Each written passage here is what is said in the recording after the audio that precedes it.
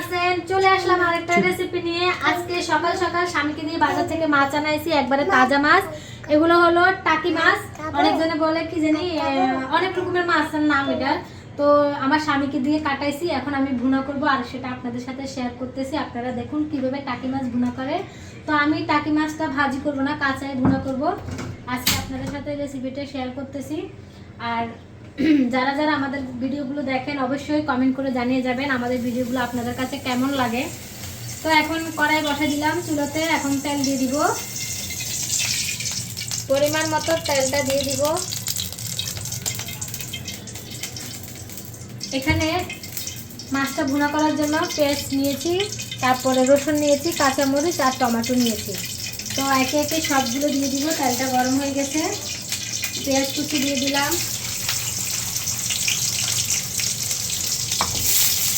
এই রসুন কুচি দিয়ে দিলাম, কাঁচামরিচ, টমেটো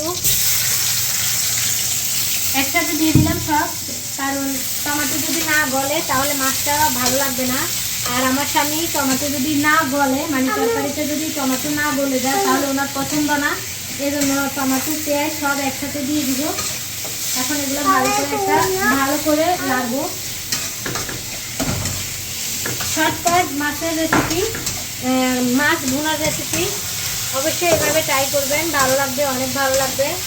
তাও আবার তাজা তাজা টাকি মাছ ভুনা, অনেক মজা লাগে খেতে। আমার তো অনেক পছন্দ, আমার স্বামীরও অনেক পছন্দ ওনার মাছগুলো খেতে। এখন এখানে দিয়ে দিব লবণ, পরিমাণ মতো লবণ দিয়ে দিলাম।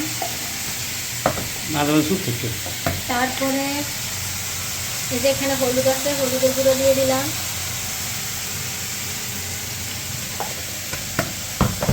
এখন মরিচের গুঁড়ো দিয়ে দিব। একটু ঝাল দিচ্ছি, ঝাল না হলে ভালো লাগবে না। একটু মশলার গুঁড়ো দিয়ে দিব, ধনিয়ার গুঁড়া,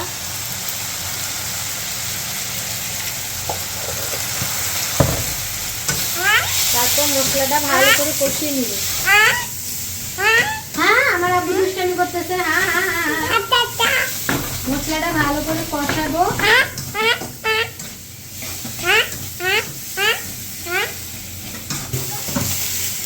একটু পানি দিয়ে দিব, তাহলে মশলাটা কষাতে আরো সুবিধা হবে। পানি দিয়ে কষালে কি হয়, যে মশলার একটা যে মশলার যে গন্ধটা আছে সেটা নাকে আর আসবে না, কাশি হবে না, পেঁয়াজ মরিচের ঝালটা আর নাকে লাগবে না। এই জন্য পানি দিয়ে কষাচ্ছি। মশলাটা কষানি হোক, এই জন্য ঢাকনাটা একটু দিয়ে দিলাম। ভালো করে মশলা কষানি হবে, তারপর মাছটা দিয়ে দিব, সেটাও আপনাদের সাথে শেয়ার করবো। তারপর আমার আব্বু দুষ্টামি করতেছে। তারপর এই ঢাকনাটা উঠালাম, মশলাটা প্রায় কষানি হয়ে গেছে। দাঁড়ান বাবা, তুমি ধরতেছো কেন? এইভাবে মাছ ভুনা করলে অনেক মজা হয়। তুমি ধরবা না, ধরবা না।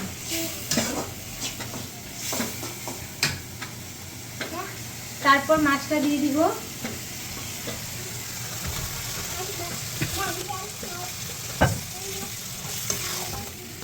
মাছটা দিয়ে ভালো করে মশলার সাথে মাখিয়ে নিতে হবে।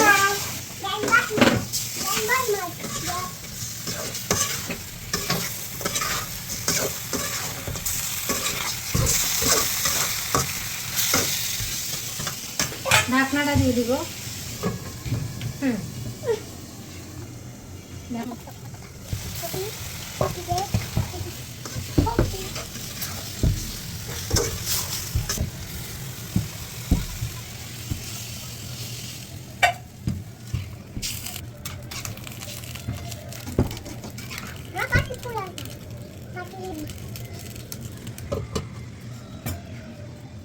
ঢাকনাটা উঠালাম, আবার লাড়বো ছাড়বো।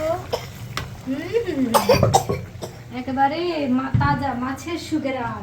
এখন ধনে পাতাটা দিয়ে দিব। এই যে ধনে পাতা, বাবু ওঠো না।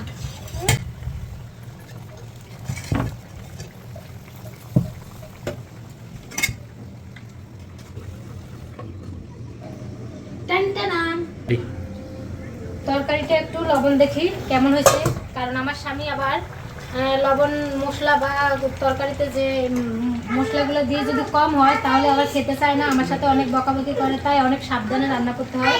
লবণটা হয়েছে কিনা ঠিকঠাক দেখি একটু।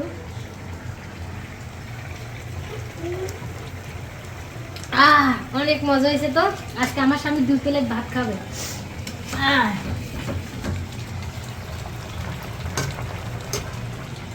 আপনারা যারা এভাবে রান্না করেন না, একদিন রান্না করে দেখবেন, অনেক মজা হয়। কাঁচা টাকি মাছ রান্না করলে কিন্তু অনেক মজা হয়। তো এইভাবে রান্না করে দেখবেন, হয়তো ভালো লাগবে। মাছটা প্রায় হয়ে গেছে, আর একটু রাখবো চুলায়, তারপর নামিয়ে নিব।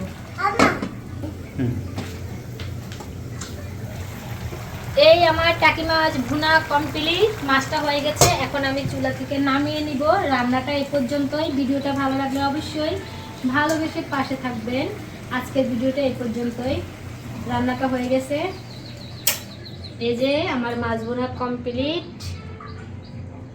গরম গরম ভাতের সাথে এই টাকি মাছ দিয়ে ভাত খেতে অনেক মজা লাগবে।